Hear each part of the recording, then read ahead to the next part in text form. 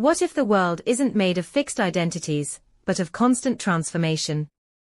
What if reality is not about being, but about becoming?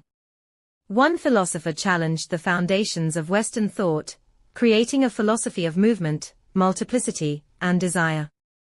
This is the story of Gilles Deleuze, the philosopher who redefined how we think about difference.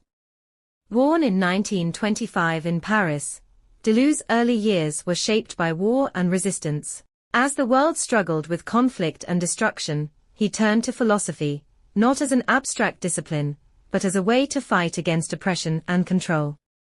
At university, he absorbed the works of Hume, Nietzsche, Bergson, and Spinoza, thinkers who rejected rigid structures and celebrated change, difference, and creativity. These ideas would become the foundation of his own philosophy. In 1968, Deleuze published Difference and Repetition, a work that turned traditional philosophy upside down. Instead of focusing on identity and sameness, the basis of Western thought since Plato, he argued that reality is built on difference, on things constantly shifting and evolving. Deleuze rejected fixed categories. Instead, he embraced the idea of becoming, that everything is in motion, always transforming into something new. He compared thought to a rhizome, a network without a center, always expanding in unpredictable ways. But Deleuze's philosophy wasn't just about ideas, it was about life, desire, and creativity. In the 1970s, he met the psychoanalyst Félix Guattari, and together they created a radical new way of thinking. Their book, Anti-Oedipus, shattered conventional ideas about psychology, capitalism, and power.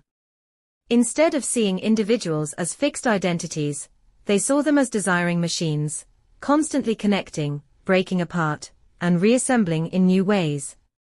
They argued that desire isn't about lack, as Freud had suggested, it's about production, about creating new possibilities. And this wasn't just theory, it was a political manifesto, a way to escape the rigid systems of control imposed by capitalism and the state.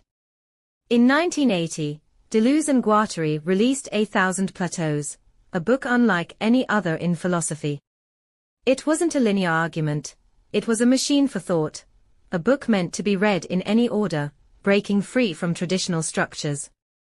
They introduced ideas like deterritorialization, the body without organs, and smooth and striated space, concepts that shattered conventional ways of thinking and opened up new paths for art, politics, and philosophy.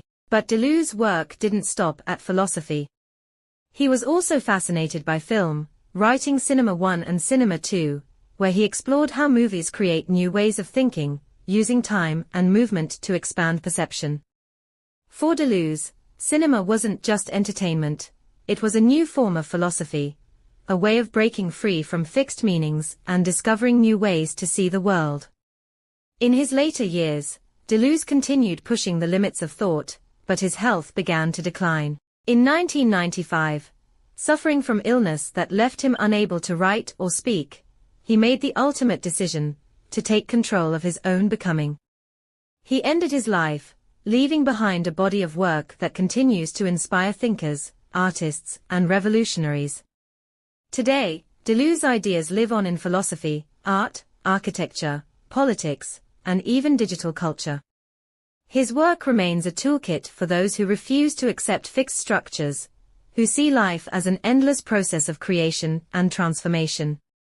Gilles Deleuze was more than a philosopher, he was an explorer of thought itself. He gave us new tools to resist control, to create, and to embrace the ever-changing nature of reality. His work reminds us that thinking is not about following rules, it's about breaking free, about becoming something new.